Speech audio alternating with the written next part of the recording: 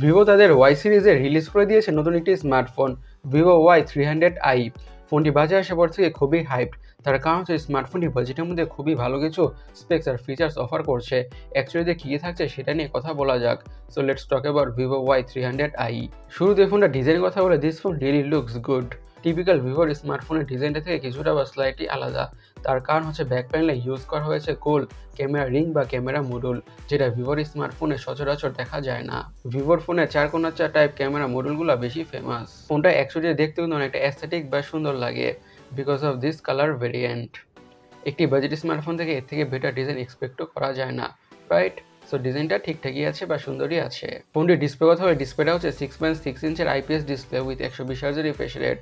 তার মানে হচ্ছে প্যানেলটিতে যে কোনো ধরনের content, YouTube videos, movie, series, you name it, যে কোনো কিছু দেখেই অনেকটা ভালোভাবে এনজয় করা যাবে।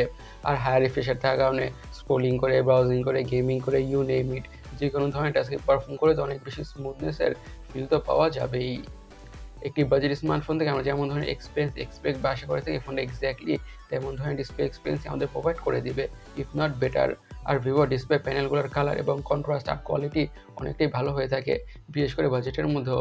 সো ফোনের ডিসপ্লেটা থেকে আমাদের ডিসঅ্যাপয়েন্টেড হতে হবে না। ফোনের হার্ড বা চিপসের কথা বলে, বাজেটের মধ্যে ইউজ করা হয়েছে খুবই ভালো একটি প্রসেসর, স্ন্যাপড্রাগন 4 Gen 2। এটি একটি 4 ন্যানোমিটার বেসড অক্টোবর প্রসেসর। এটি বাজেটের মধ্যে ট্রাইড অ্যান্ড টেস্টেড একটি গুড পারফর্মিং প্রসেসর। হাই লেভেলের গেমসগুলোকে মিডিয়াম সেটিংসে অনেকটা ভালোভাবেই খেলা যাবে বা রান করা যাবে কোনো ধরনের ল্যাগ বা হ্যাংয়ের ইস্যুস ছাড়াই। এবং day to day regular task, social media using, switching between apps, multitasking, scrolling through UI, এমন যত ধরনের রেগুলার বা দৈনন্দিন কাজ আছে, ফোনটা খুব ইজির সাথে এবং ব্যাটারি স্মুথভাবে হ্যান্ডেল করে ফেলবে। সো ফোনটার পারফরমেন্স নিয়ে আর বেশি কথা বাড়াচ্ছি না, সিম্পলি এক কথা এটাই বলবো, this device gonna handle whatever you throw at it, বিশেষ করে মিডিয়াম টাইপের ইউজার হলে। তার কারণ হচ্ছে প্রসেসরটা বা চিপসেটটা একটি রিলায়েবল প্রসেসর। ফোনটির র্যাম এবং স্টোরেজ বেস কথা বলে থাকছে 8 GB RAM, 256 GB storage, 12 GB RAM, 256 GB storage, 12 GB RAM, 512 GB storage, আর স্টোরেজ স্পিড হচ্ছে UFS 3.1। এখন ফোনটির লিস্ট ইন্টারেস্টিং থিং নিয়ে কথা বলা যাক, সেটা হচ্ছে অপটিক্স বা ক্যামেরাটা। দেখতে লাগে যে থাকছে ডুয়াল ক্যামেরা, বাট অ্যাকচুয়ালি থাকছে 50 মেগাপিক্সেলের একটি প্রাইমারি সেন্সর। আর ফোনটা ইউজ করা হয়েছে 5 মেগাপিক্সেলের সেলফি ক্যামেরা। আমাদের কাছে পার্সোনালি এই ফোনেতে 5 মেগাপিক্সেলের সেলফি ক্যামেরার ব্যাপারটা একটু ভালো লাগে নাই। মিনিমাম 12 অথবা 16 মেগাপিক্সেলের সেলফি ক্যামেরাতেও ইউজ করা উচিত ছিলই, কারণ এখন ফ্রন্ট ক্যামেরারই বেশি ডিমান্ড, রাইট? ফোনটি দেওয়া থাকছে ডুয়াল স্টেরিও স্পিকার্স। সিকিউরিটির কথা বলে ইউজ করা হয়েছে সাইড মাউন্টেড ফিঙ্গারপ্রিন্ট সেন্সর।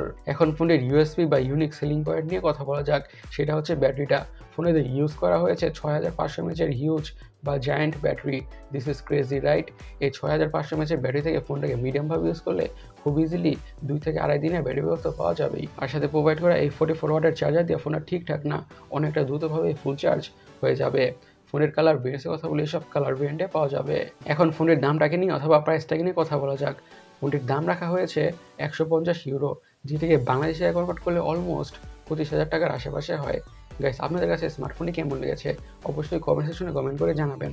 আর আমাদের আজকের ভিডিওটি এই পর্যন্তই। আমি সৈকত, সাইনিং আউট।